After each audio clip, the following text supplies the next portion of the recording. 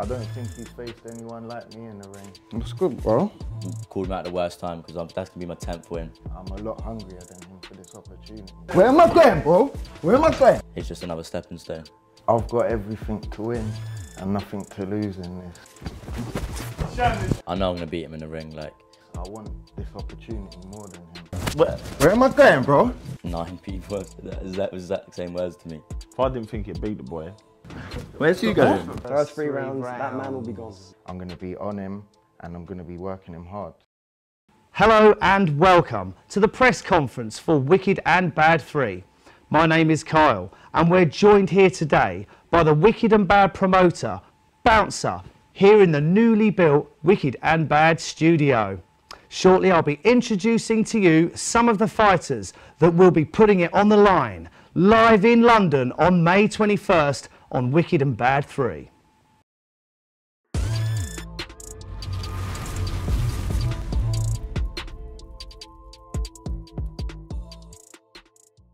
And we're joined here on the sofas first by Pully Arif with his coach, Tom Little.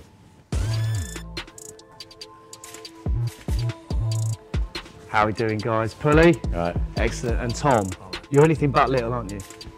Many say. Many say. Fabulous. And now we'd like to welcome Pully's opponent, Vicious Vivanti, and his coach, Luke, from LG Boxing.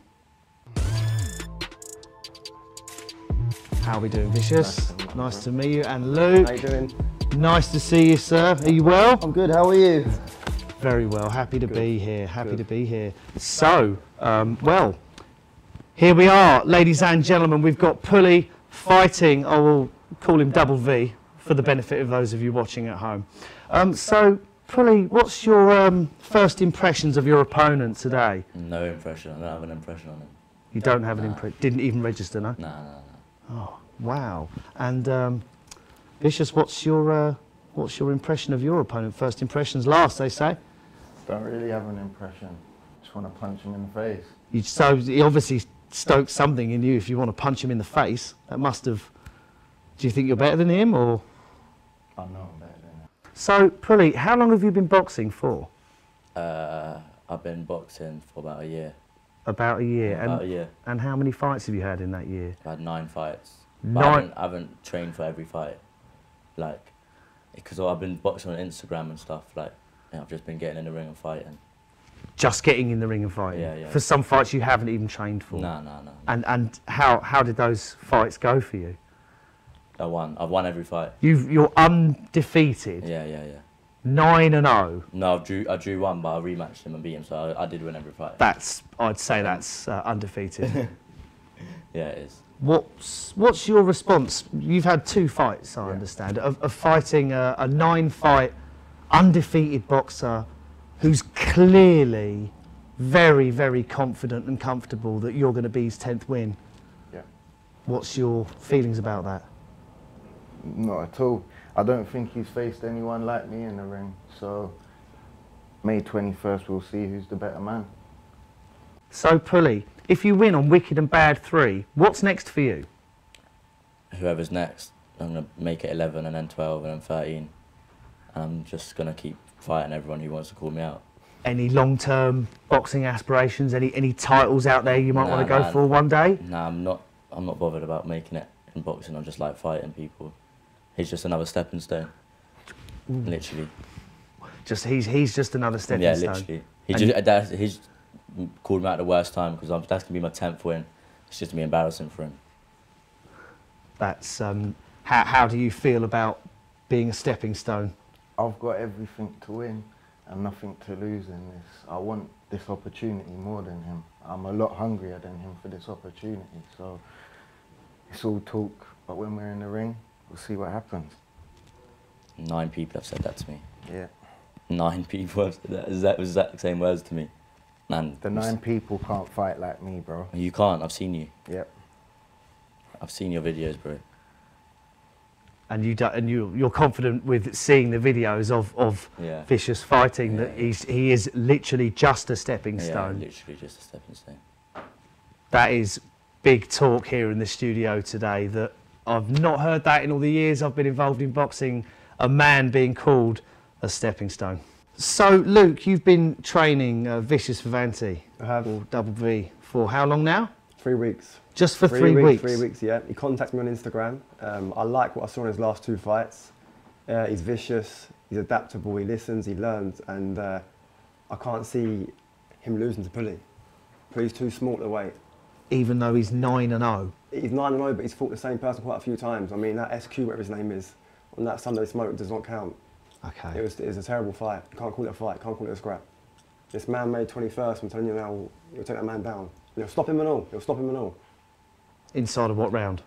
I'll say the first three rounds, that man will be out. Inside the first three rounds, that man will be gone, I'm telling you. Clean. Wow. The opportunity, it's opportunity. This kid's tasted it, this kid's got nothing. This comes from Luton, been given an opportunity by a bouncer. So we've got the young up-and-comer with everything to gain and 100%. nothing to lose, and the man with everything to lose. 100%. He's had a taste of it. He's got the followers, he's got the star, he's got everything. This kid's got nothing. He's been given an opportunity. And you've taken him under your wing on just 3 weeks ago? 3 weeks ago. And I like what I saw. I've seen him box before. I like what I saw. He's adaptable, like I said. How's he progressed in that 3 weeks? And he's doing just fine. May 21st, you'll see he's doing just fine. Training camps on target? Everything's perfect.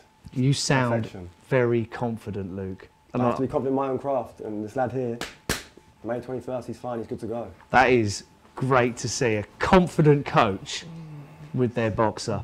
And Tom, with those words said, I don't know how that could be beaten. What's your view on your fighter taking on a lad that has only had 2 fights, but is clearly prepared to give everything for this win? Well, on a whole, all fighters are prepared to give everything. The minute you step between them ropes, you're prepared to give everything. You'd be a bit of a jellyfish if you weren't. You just stand there to get beat. So everyone comes there to win and give the best account of themselves. Pully had his original setup with his original coach. I've stepped in because his coach has gone away. So what I'm looking at with Pully is just utilising the work that his coach has already been working on with him. I had a couple of look at a few videos that your man's posted over there. Seen a few things to exploit. You ain't got to have the greatest boxing brain in the world. Listen, Luke's a good coach. I'm pretty sure Luke's going to do his work with his man. I ain't walking out with a former professional career in boxing behind me with someone too loose. When he rang me, I would have said, if I didn't think he'd beat the boy, I'd have said, nah, Paul, I'm busy. Do you know what I mean? I would, but listen, I've watched him, but the boy's got all the. Just need to iron a few things out, which I've got plenty of time to do it with. He's got a gym full of professionals there. You mean iron him out? Well, you know, in which or what order you want it, but iron his imperfections out first, because, like I said, it's not just him that he's looking at. There's fight after fight, and it's all a building process. They're not just looking at him, but he's looking at making himself a more complete fighter. So, and that's my job. And But if Luke keeps looking at me, I am going to chin him. One thing we're not having here in the Wicked and Bad studio is coaches throwing down. So Vicious, what got you into boxing? Just for my mental health and for fitness. I was in a bad place and it helped me in my mind to get out of the bad place. And that was the training, or was it the having a goal, or what Just got the you goal out? and the training. When you train, you feel good after you train. So it's just like a stress relief in the gym. And how hard are you training for this upcoming bout? Training very hard. How many times a week? 4 or 5 times a week. I'm putting work in every day, whether it's a run, shadow boxing, or hitting the gym with Luke, or just going to another gym locally to put some extra work in. But I'm working hard. And Pully, what got you into boxing? I was doing Instagram, and then someone called me out on Instagram, and we just fought on Instagram, and then it's just stemmed from there. Can you elaborate on that? You were doing... No, I was doing like pranks and stuff on Okay. Instagram. That's what I was doing, and then someone else who was doing them, they was like, let's have a fight on the live that we was doing the pranks on, and then we fought on there, and then obviously someone calls you out, and then you fight them, and then... Was this on a boxing show, or...? No, just in the gym. Just in the gym? Yeah, You met up with a stranger on Instagram, fought them in the gym, and now you're here. Yeah, now I'm here. That is a hell of a story. And that was a year ago now? It was last May, I think. So about 11 months ago. Wow. And now, and since then, Pully has had 9 bouts with 9 wins and is looking to have a 10th win with his stepping stone, sat to my right, Vicious Vivanti. And we're going to be seeing how we get on with that stepping stone live on May 21st. Yeah. So, Pully, what's your sparring like in the gym? What are your sparring partners like? Tell us about your training camp. Well, my training camp was going well. It is going well now. Hang on, was going well? Yeah, it was. I had a bit of a... my coach left last week. He went to LA to go into a training camp. So then I've called Tom, and now I'm starting to train in with Tom. So the sparring partners that I had, I'm not sparring with them no more. So I'm working with Tom now. You're sparring with him? No. I've got a group of, like, the gym that I train at. There's a load of young pros in there and whatever, not liberty takers or anything like that. But listen, I believe you only get better by sparring, working with people at a higher level, provided done in the right environment. Yep. So he's going to get used to seeing things beyond. But no disrespect to both these boys, they're just not at that level yet. So the opposition is going to be used to standing in front of them for the next 4 weeks, or however long it is to the fight. It's going to be much higher. So when he jumps in there on fight night, he's going to feel more than comfortable and be more than prepared to take that risk to land the shots that I'm asking of him to throw. So that's the strategic planning behind it anyway. So the plan is throw him in the deep end with the pros in the camp, so it will be a walk on the night. Yeah, listen, train hard, fight easy. Most famous saying in boxing in the world, I do believe. So, Vicious and Luke, what's the training camp been like? What's his sparring like? How have you been finding the camp? Tell us about your training and your sparring. Sparring's been going fine. I've lined up sparring for him with good amateurs, novice champions. Around his sort of level, a bit better, so he can sort of find his feet and sort of do what I ask of him. I find if you're fighting lads a bit too better, they're going to sort of ease off and not give what he wants in return to get the best out of him in sparring. But he's handling it fine. Like I said, I'm not stressed about it. I'm confident with him. I'm happy the way everything's going. So Vicious, if your opponent's sparring with licensed professionals and you're sparring with novice amateurs, does that not worry you in the slightest, or do you believe in what the coach has got planned for you? I believe what my coach has got planned for me, and I don't think anything that happens with Pully in the ring is going to change it. In 5 weeks' time, there's a lot of stuff that I've seen that I'm going to expose on the night. And yeah, I just don't feel like he's going to be able to hack the pressure that I'm going to give him on the night. So a lot of things you've seen, what have you seen? He's just open. He's just an open fighter. He's scrappy. Too open. And he rushes with his work too much.